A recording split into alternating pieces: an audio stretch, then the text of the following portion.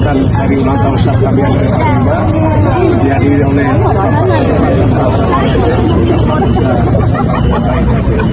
ya, terima kasih.